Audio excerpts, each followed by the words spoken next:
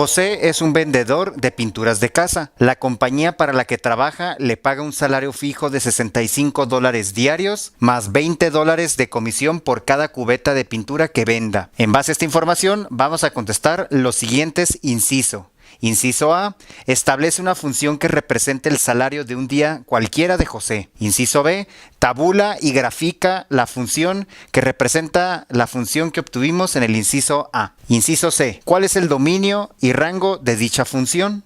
Inciso D, si sus gastos por día son de $150, entonces ¿cuántas cubetas tiene que vender para mínimo cubrir esta cantidad? Inciso E, ¿cuánto ganará al vender 40 cubetas de pintura al día?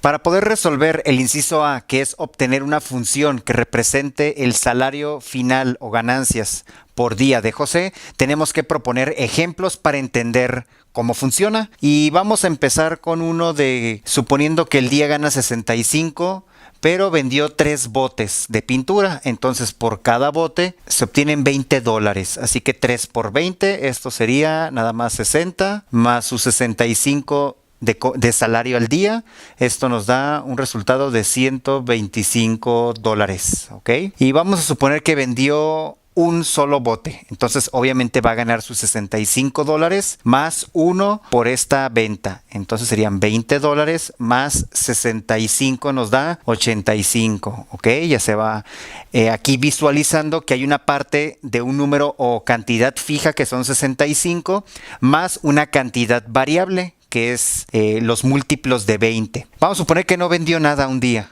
estuvo mal el día. Obviamente sería más 0 por 20, tratando de conservar estos dos espacios, uno de la cantidad fija más la cantidad variable. Aquí obviamente no ganó nada y sería 65 más 0 da 65.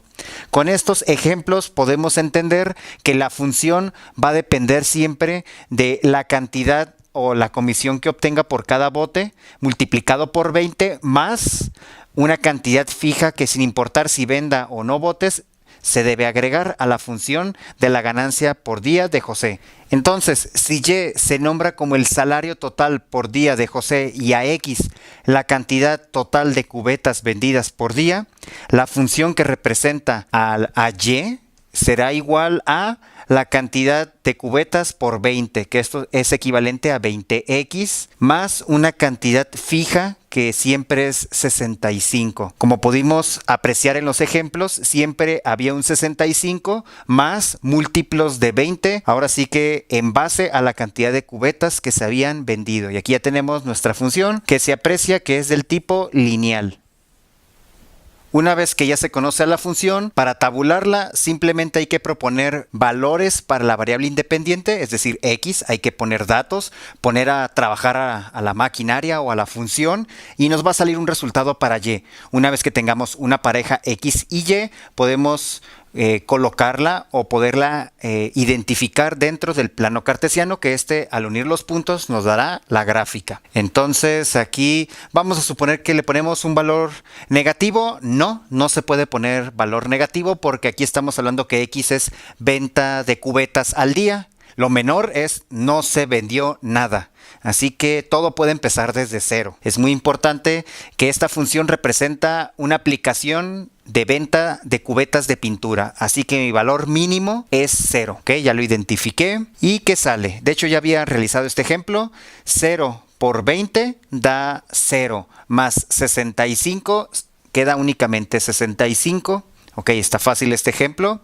Vamos a proponer cualquier otro valor, no importa. Vamos a suponer el 3. Vendió 3 cubetas. ¿Qué pasa? Tendríamos 20 por 3 más 65. El término que varía sería 20 por 3. Sale 60, de hecho también había realizado este ejemplo, más 65 nos da 125, así que tenemos 125 y vamos a continuar con otro ejemplo. Vamos a suponer, le ponemos que vendió 5, ok, entonces aquí sería un 5 por 20, ahora da 100 y 100 más 65 tenemos 165, ok, 165. Obviamente podríamos seguir proponiendo valores enteros enteros, porque obviamente no podemos decir vendí una cubeta y media. Es vendí una, vendí dos, vendí tres. Entonces, hasta el infinito. Es decir, le pueden decir un día una empresa muy grande, dame 30 millones de cubetas. Obviamente se va a hacer rico José, pero es válido poner o colocar en X un valor extremadamente grande. Entonces no hay límite hacia arriba en X,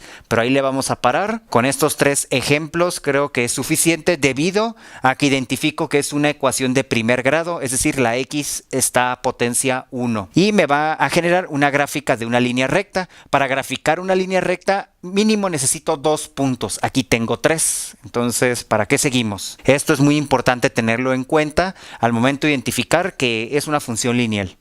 Para realizar la gráfica de esta función se observa que tuve que modificar la escala del eje vertical, ya que para un valor pequeño de X me sale un valor muy grande en Y. Y así para los otros puntos. Así que si me pongo de manera vertical, poner 1, 2, 3, 4, 5, 6 hasta llegar al 165, no me cabe en este espacio tan pequeño. Así que está un poco alterada, pero la idea es la misma. Entonces, para un valor 0 en X, me tengo que elevar 65 unidades positivas de manera vertical. Así que voy a suponer que está por aquí.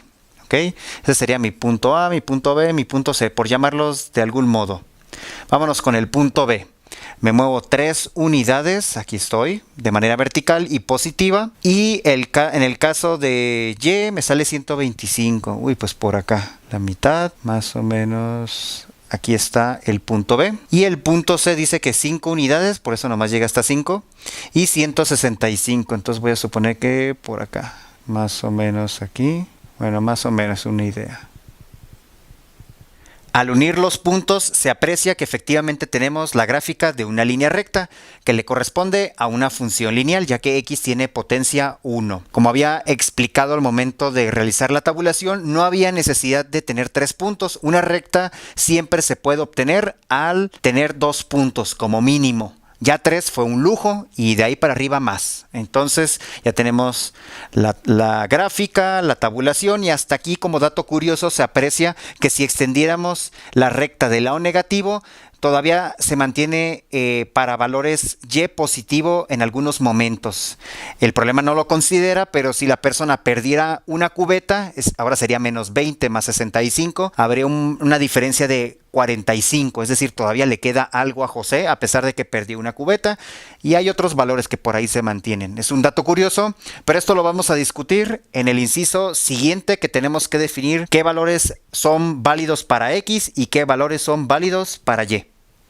Inciso C, definir el dominio de este problema. Una vez teniendo la función, debido a que es lineal, uno pensaría, puedo poner cualquier valor para X, pero considerando las condiciones de ventas de cubetas de pintura que tiene que hacer José para obtener un salario, para empezar, tiene que ser X un valor entero, y puede ser 0 de hecho. Entonces, el dominio son para toda X que pertenece a los números enteros. Sin embargo, estos enteros tienen que ser mayores o iguales que 0. Entonces, tales que X sea mayor o igual a 0.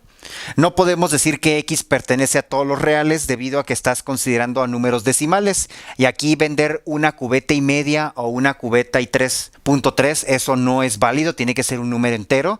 Y también considerar valores negativos, vamos a suponer que no. O sea, siempre es vendió nada, o vendió 1, o vendió 2, o vendió 3 y así hasta el infinito. Entonces estos son los valores permitidos de ventas de cubetas de José o la variable X. Para establecer el rango, es decir, los valores posibles de la variable Y, que es el salario total, tenemos que considerar que el peor escenario o lo mínimo que puede ganar José al día es cuando no vende nada de cubetas y mínimo le van a dar 65. Y también debido a que X es un valor entero positivo, siempre todo al sumarse en positivo más positivo o 0 más un positivo, siempre el resultado será también positivo. Entonces, siempre vamos a considerar que Y va a pertenecer a los números naturales. Le voy a poner, también puede ser los enteros, con la restricción que Y tiene que valer mayor o igual a 65, para no ser muy específicos. Obviamente son 65 más múltiplos de 20, pero mínimo de esta manera estamos estableciendo el mínimo de valores de Y o el rango. Y máximo, obviamente, si vendiera millones y millones de cubetas, este número crecería también exponencialmente. Así que no hay un límite del lado superior o del extremo donde que hubiera una máxima ganancia. Así que nada más ponemos un límite en la parte de la menor cantidad y en el máximo no hay. Por eso aquí se pone mínimo 65, de ahí para arriba. Pero deben ser números enteros, todos los de Y. Y en el caso de X también deben ser enteros. No puse naturales porque aquí X sí puede valer 0. Entonces tuve que incluir todos los enteros y de 0 en adelante. Aquí ya tenemos entonces el dominio y rango de esta función que representa el salario total de José.